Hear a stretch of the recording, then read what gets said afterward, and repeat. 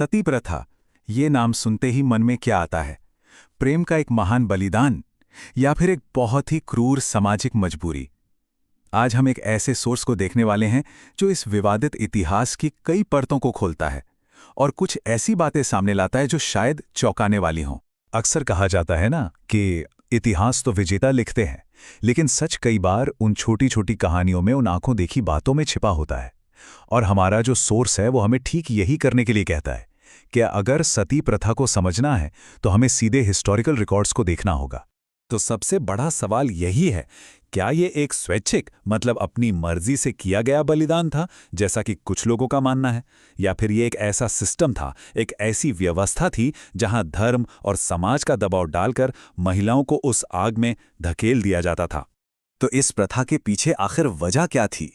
Source के मुताबिक एक बहुत ही मजबूत धार्मिक प्रेरणा थी, और ये सोर्स हमें एक खास किताब की तरफ ले जाता है जो इस पूरी प्रथा का आधार बनी। ये किताब है पराशर स्मृति। कहा जाता है कि इसे महाभारत के रचयिता व्यास के पिता ने लिखा था, और सोर्स के हिसाब से इसी ग्रंथ का इस्तेमाल सती प्रथा को एक तरह से धार्मिक मान्यता देने के लिए, उसे सही ठहराने के लिए किया जाता था।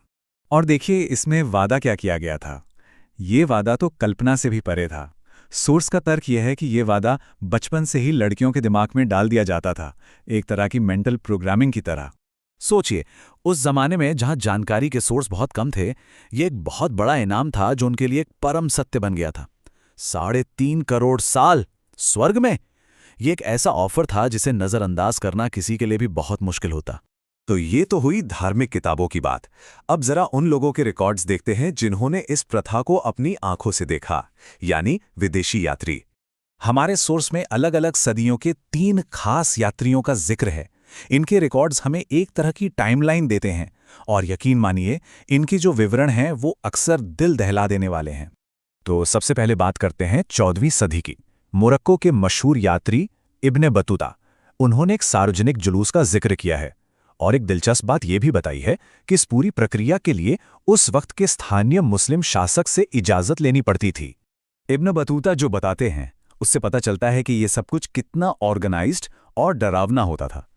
सोचिए, वहां पर ऐसा भी इंतजाम था कि महिला को आग सीधी नजर ना आए, उसे एक रजाई के पीछे छिपाकर रखा जाता था। अब 14वीं सदी के अंत में चलते हैं। विजेता तैमूर ने जो देखा वो और भी ज्यादा भयानक था। उसने साफ साफ लिखा है कि कैसे महिलाओं को फिजिकली मतलब शारीरिक रूप से बांध दिया जाता था। और सबसे हैरान करने वाली बात क्या है कि तैमूर, जो खुद अपनी क्रूरता के लिए कुख्यात था, वो भी इस सीन को देखकर अंदर तक हिल गया था, बहुत परेशान हो गया था। इससे इस प्रथा की भयानकता का अंदाजा लगाया जा सकता है। तो ये सारी बातें हमें फिर से उसी सबसे बड़े सवाल पर ले आती हैं कि ये चुनाव था या जबरदस्ती। ये जो ऐतिहासिक सबूत हैं, ये हमें क्या कहानी बताते हैं? तो देखिए, सोर्स हमें 2 बिल्कुल अलग तस्वीरें दिखाता है। एक तरफ है वो आदर्श छवि जहां सती को प्रेम और भक्ति का सबसे बड़ा बलिदान माना जाता है, और दूसरी तरफ है वो क्रूर हकीकत जो हमें इन ऐतिहासिक रिकॉर्ड्स में मिलती है, जहां जंजीरों की, धक्का मुक्की की और जबरदस्ती आग में रखने की बातें हैं। और फिर 17वीं सदी में एक फ्रांसीसी डॉक्टर थे, फ्रांसवा बर्नियर। उन्होंने तो और भी साफ साफ उदाहरण दिए हैं कि कैसे उन महिलाओं के साथ जबरदस्ती की जाती थी जो उसका विरोध करने की हिम्मत करती थीं। बर्नियर का अकाउंट ये दिखाता है कि कैसे सीधा दखल दिया जाता था। मतलब अगर कोई महिला जरा सा भी हिचकिचाई तो उसका जवाब शारीरिक बल से यानी फिजिकल फोर्स से दिया जाता था। लेकिन ये कहानी सिर्फ जुल्म की नहीं है। सोर्स हमें कुछ और भी दिखाता है। ये हमें विरोध की, भाग निकलने की और यहां तक कि बचाव की भी कहानियों से मिलाता है।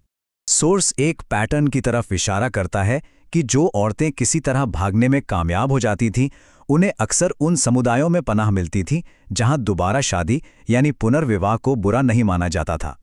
हाँ, ये सच है कि भागने का मतलब था अपने परिवार और अपने समाज से हमेशा के लिए कट जाना। लेकिन जाहिर है कुछ महिलाओं के लिए ये जिंदगी मौत से कहीं बेहतर विकल्प थी। और सोर्स एक बहुत ही मजेदार कनेक्शन बनाता है।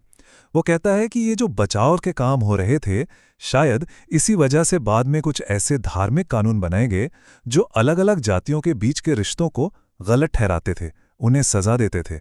तो आखिर में सोर्स हमें एक बहुत बड़े सवाल के साथ छोड़ जाता है कि इतिहास की कौन सी कहानी हम तक पहुंचती है, कौन सा वर्जन हमें सुनाया जाता है, किन आवाज़ों को ताकत दी जाती है और किन की आवाज़ों को हमेशा के लिए दबा दिया जाता है।